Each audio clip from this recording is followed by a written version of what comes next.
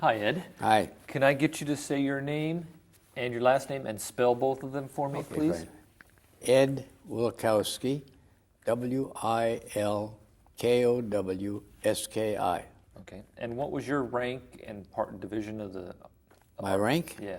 Or your what part of the military were you in? I was in the Air Force. When we got in, see, I got into the thing right after D-Day. So, in fact, January of '42, I was on my way to Chicago for enlistment, and I figured I was going to get drafted, and I wanted to be in the Air Force, so I thought, well, I'll volunteer, and I got into the Air Force. And what was your job?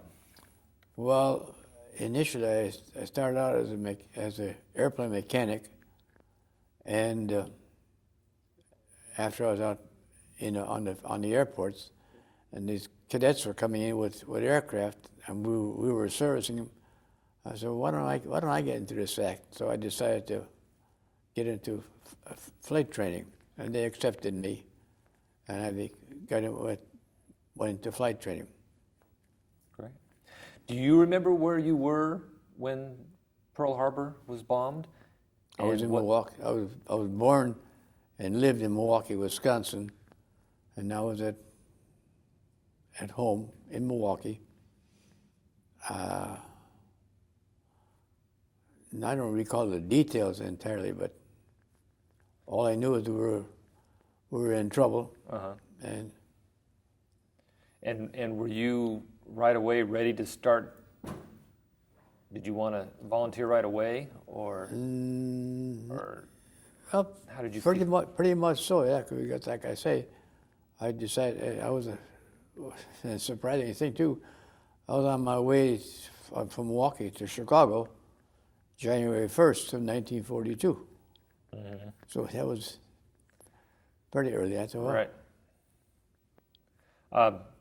About how old were you? Do you remember? 24. 24. Okay.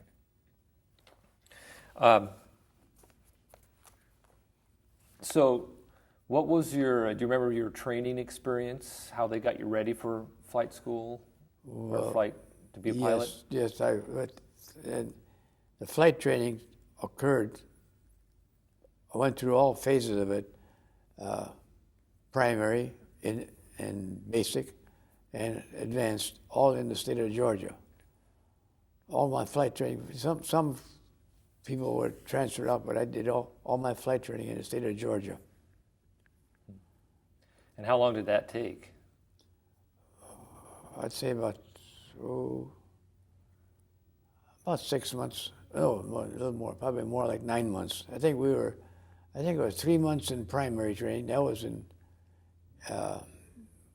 a private field at Douglas, Georgia, and then that was, like I say, 3 months. Then we transferred up to Bush Field. That was in Columbia, Georgia, and then at that point, when you got out of your second phase of training, you had to make a decision whether you're going to be a fighter pilot or a bomber pilot. Mm-hmm. And I decided to go for the bomber pilot. And I became a bomber pilot. And I went to Albany, Georgia. So then where did you get stationed overseas? We were, after we got into the training thing,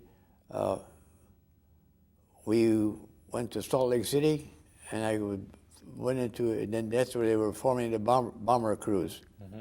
And from Salt Lake City, we were put into a bomber, and we went to a preliminary training because we were flying. I went down into Alamogordo, Texas, and we were flying there. B-24s, and we left the States for England. We took the southern route because it was in the early part of the year, and we went from our Alamogordo to Florida. From Florida, went down to South America, to Brazil, and then from Brazil we went across to Africa, Dakar, and from Africa we went up to the British Isles, and I was stationed at Lavenham in the northeastern part of England. And was that were you taking a boat or were you flying the actual plane? We flew our own aircraft. Oh, okay. So the group had been formed at Alamogordo, and we were flying as a group, and that was our bomber group was a 487th bomber group. Mm-hmm. So we flew our own aircraft down through, like I say, South America, Africa, up to England. Why did they have you do that route? Was it to give you practice being together, kind of? No, we're just flying. We had our crew, a bomber crew consisted of 10 men. Mm-hmm. You had 4 officers, 2 pilot and co-pilot, and bombardier and navigator, and then you had six gunners. And the navigator just was doing navigating, and right. We were flying. No training of any sort. And we just got over to England. Why did they have you go that southern route like that? Well, it was, as they say, in the early part of the year, the North Atlantic was bad weather. Okay. The weather is better down on the southern route, which was a long ways around, mm-hmm. But the weather was better. Now you said you fly the B-24. How is that different than the B-17 we hear about so much? It's a kind of a humorous story. You want to hear the whole thing? Sure. All right. As we were flying in the stateside and doing our training, bomber training, and we were flying B-24s. So we took the B-24 and flew it across to England. Now this was in March of 44, I believe. And in England, we started when we became flying our bombing missions. I was flying a B-24, and then about the 15th mission, they decided to take we were going to be transferred from B-24s to B-17s. And if you recall, at that time, in the early 40s, strikes were quite the thing to do. So the pilots decided we're going to go on a strike. We're not going to fly. We've flown B-24s. We know them, and they've gotten us through a whole lot of missions. So why transfer? Well, that went over like a lead balloon. They brought the B-17s in, and we transferred and flew B-17s, and we're flying. And I've heard this. It's not my opinion. And I've heard it about others. The B-17 was a better aircraft than a B-24. Primarily from the standpoint that you could fly higher, and higher is safer. You're out of the flak that you'd be having over a target. So, and it was a whole lot easier to fly the B-17. You could take a B-17 and fly it wingtip to wingtip right inside close, and on a combat mission, the tighter you can hold the formation, the better off you are.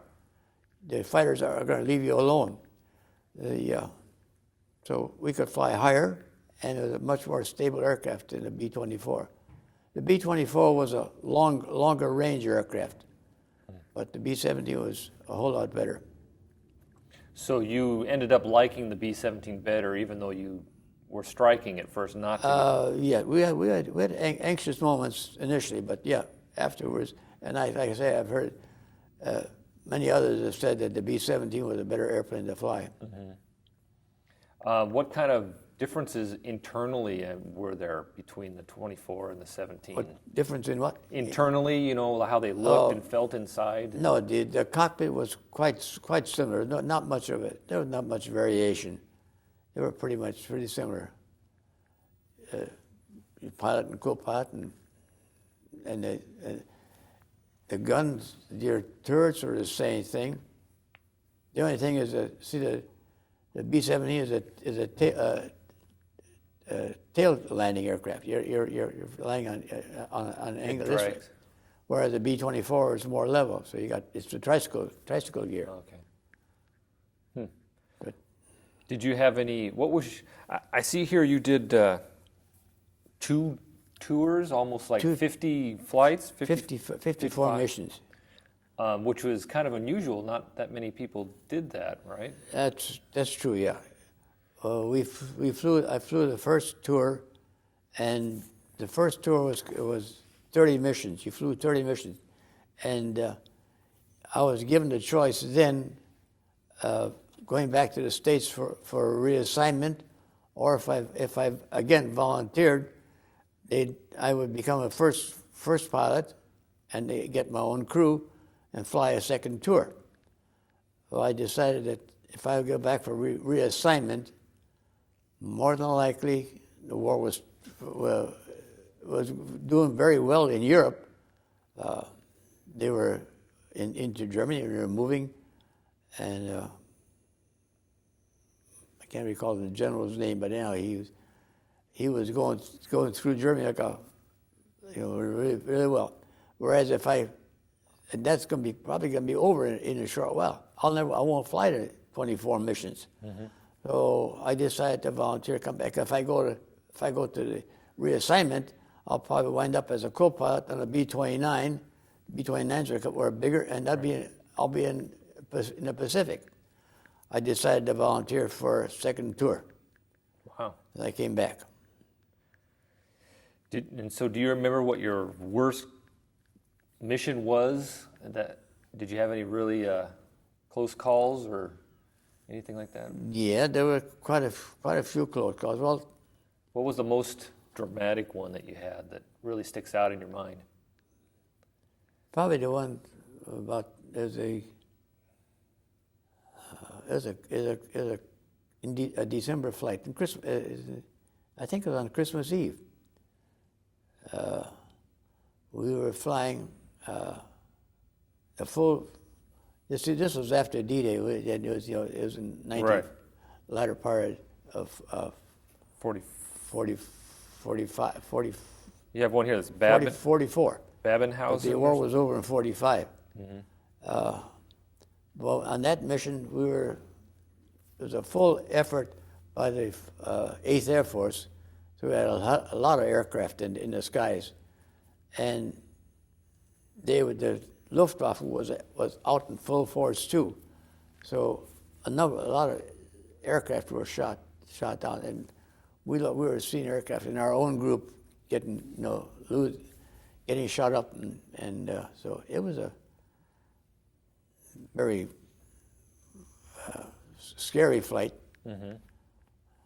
And again, can you describe to me what it was? Because I was never there, so what it was like to be the flak and the bullets flying and the sound of your guns going off. What was all that like?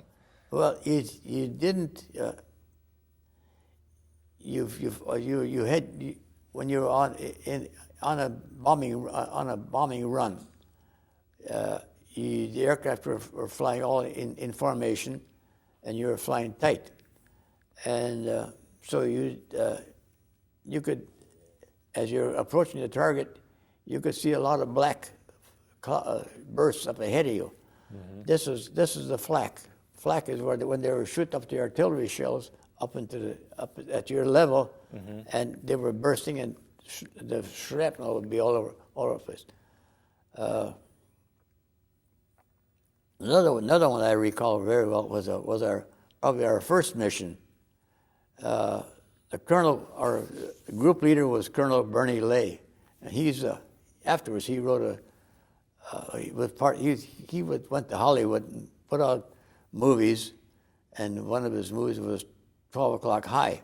Anyhow, when he was on our first flight was Brussels, Belgium, Brussels, and we flew formation over the target, and he decided not to drop bombs because he couldn't see the target, and we made a 180 and came back and went over the target again. We did this 3 times. We were over, and they were shooting at us like you wouldn't believe it. So all we could think of is that the colonel was trying to make himself a big impression. He wants to be sure that he's going to have the target here. So the third mission, we did drop bombs. The clouds opened up, and they could see the target, and they did drop bombs. But that was I said, what your purpose is to get in and drop the bombs and get out. Well, this time we went, like I say, 3 times over the target, and they're shooting at you. Can you like feel the explosions and smell them, the gunpowder from the flak, and that sort of thing? Could you what? Smell the flak? No. Gunpowder? No. You couldn't smell. But you could see the as I say, when the shell came up to altitude and it burst. It was just a big black cloud, and you could see that. And you know that you're going to go through it, and hoping there was no evasion. You did not you just held your straight course and just. Because at that point, the bombardier was on a bombing run, and he was not trying. He couldn't deviate. He just stayed on course. So was that hard to just sit there and hold the plane steady while that was going on? As a pilot? Not necessarily. No. You could feel a thumping, but no. Did the flak come through the fuselage or anything like that? Did you ever get close calls like that? There were one. In fact, our crew chief, George Ogle, came back with a piece of flak that went. He was a top turret gunner. He was right in the cockpit. He was a turret gunner right behind us, and that flak came through the plexiglass, and it fell on his lap. Oh, wow. So that was his close. And he saved a piece of flak. And it's his wartime souvenir.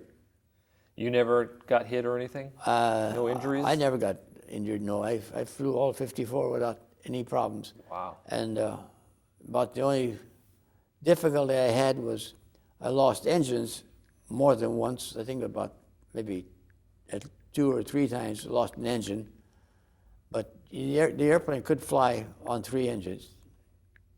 But I never had an injury, and none of was on both missions. None of my crew ever got injured. Was the name of your plane the Green Hornet? And yes, the B-24 was a Green Hornet. That was a comic character. Yes. That thing. Well, our crew decided to name that thing. It was a green aircraft, green in color, and she had a lot of guns on it. Decided to call it the Green Hornet. And did you fly that one every time when you were, for like the first 9 missions or whatever you were saying, you were in the B-24? You always flew the Green Hornet? We flew the Green Hornet, yes, about on our first tour. We lost the aircraft where it was shot up from shrapnel to the extent that they said they couldn't it wasn't flyable, and they just took it aside and used it for salvage other airplanes. Did you have an emotional attachment to the airplane, like it was a person? You felt attached it was to it. sad to let the thing go, and we didn't name another aircraft. None of that. No, we just took there and didn't name another. We did name the which is on a B-17. We got that. When we got that thing, they decided one of our early missions on that thing was the D-Day. It was on D-Day, and they decided to call it the D-Day debutante. That was the name of the B-17. Did you have any pre-flight rituals or superstitions or anything that you went to as a crew before as you got ready for a flight? No. We just. Did you? You were the pilot. Did you have to check the plane all out before you got in it, or did somebody else do that for you? Our crew chief, the top gunner, would do all that. No, and we just checked as a pilot. You checked with the navigators. Did he have the route that we were going to be flying? Yes, and the bombardier was asked if everything was all set. So that was about the only thing we just checked with the crew. Did they have everything all in readiness? That was about it. How did you get into the plane and your section, the pilot, the cockpit? On a B. On both, either one. On a B-17, you got a hatch on there, just about right where behind the cockpit, and you just reached up and pulled yourself up into it. We were young and able to do it, so you just got a hold of the thing and just swing your leg up and got it up. And the B-24, the B-24, the bomb bay doors were open, and you got up a walkway into the cockpit. So after you came back from a flight, was there a debriefing period or anything like that? And what was that like? Well, after you landed the aircraft, you'd come out of the aircraft, and the officers would go one area, and we'd talk to them, to our ground crew, and tell them what had transpired. Mm-hmm. That was a debriefing, and then that lasted about I'd say half an hour or so. Were you hungry or anything like that? Did they? Because you've been out on a flight for a while. Did they feed you? The food was ready in the mess hall, mm-hmm. But and a drink was available. You could get it. So one of the first things you got was a scotch. I learned how to drink scotch, and we had that, and then the debriefing came before we went to the mess hall. Mm. And flights varied in length. Now, about the longest one I can recall was a flight from Lavenham over eastern Germany. Was very close to Czechoslovakia, and that was about I'd say probably a 12-hour flight. Now, was that the B-24 because they could go farther than the B-17s? Did they have longer? No, that was a B-17 that we flew on that thing, I think, on that longer flight. I forgot what I was going to ask. Again, describing the aircraft. The aircraft were quite different. See, the B-17 was a low-wing aircraft, and it had on the aircraft you got the the span of the wings and the chord, the four and a half dimension. The B-24 was a high wing, and it has a very slim, tapered wing. I mean, but it's very slim. So that shape of a wing gave it the range. It's a Davis wing, but as I say, the B-17 could fly higher, which is insurance. And another aspect about the Tour Extra 2 is after we got the B-17s, we liked to fly. If there were B-24s in the area, they were our protection because they couldn't fly a tight formation, and the fighters would go for them and leave us alone. Oh wow! So kind of like decoys or something. No, Sorta. Like I say, the B-17 could fly a tight wingtip right into the other one, whereas the B-24 was out further away. This is not an easy airplane to fly. Did you spend all 54 missions with the same crew? No. The first 30 were flown with our original 10 men, and myself and my first pilot, Frank Casey, we both volunteered for another. He and he both volunteered for another tour. So, and I had more or less of a makeup crew on the second tour. But then you stayed with all those same guys for that tour? To some extent, yes. Yeah, but not as with on the first group. So in the first groups, did you build a certain type of relationship with them that was real tight? Yes, very much so. Yeah, very much so. And for the last 10 years or so, I've been going to group reunions every year, and was from the 10 that we had, I believe I just talked to one of the guys in the group. There's 5 left. 5 have survived. Wow. Out of the 10. We'll be seeing them in Savannah in May of this year. So why do you think that you formed such a tight bond with your crew? Why do we? Yeah. I guess, I don't know, I guess that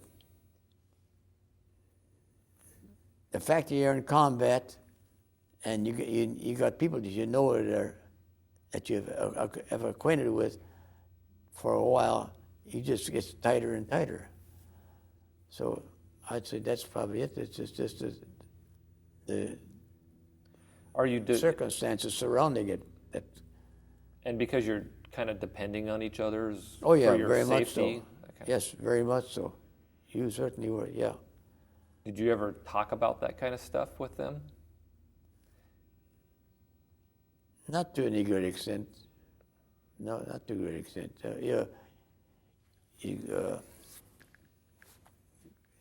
We were stationed in Lebanon, and the town had a hotel, the Swan Hotel, and we'd oftentimes, whenever we had a chance, the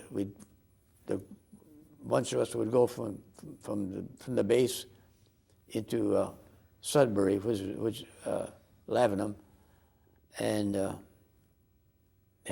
drink beer and have a good time.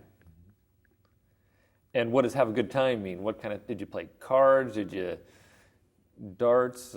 Darts is one of the places that you were playing, and not too, if I recall, not too much card playing. What about women, ladies? Because you were not married at this time? No, I was single. So yeah. did you have any fun flirting? We did. Initially, too, we left Lebanon, we would go to London.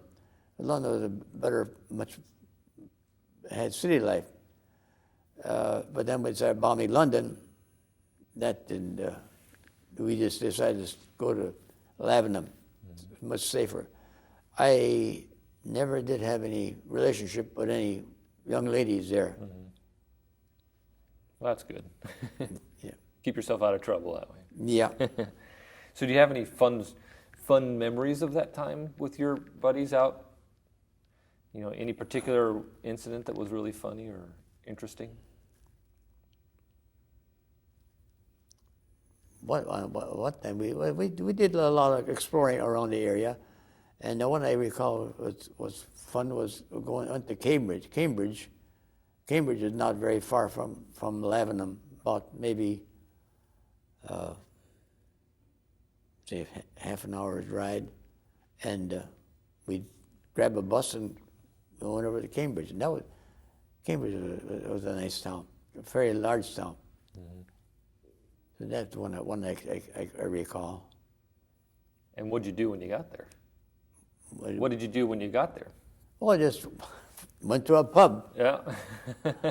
Pub was the first place to go. Yeah. And would you mingle with the locals at the pub, or did you just stay with your group? Just stayed with the group, and we would go together. We did go with the enlisted men, and had their own quarters. But when we were off by ourselves, we would mix. The officers would mix with the enlisted men just as well. No rank was of no consideration. So how did you feel after the bombs were dropped and the war was over? Were you done with all your stuff by then? Or? I was, yeah. After the war was over, after the second tour, I came back and I was assigned to the Air Transport Command. And what we were doing, we were ferrying aircraft from here to there. And one of our jobs was to go back to England and pick up an aircraft and bring it back to the States. So that was part of it. And I was doing that. See, I came back, I believe, in the early part of, let me see. I think maybe mid 45, and then when the war was over in July or August, I had the chance to get out of the service, and I decided to get out. I didn't stay in the service.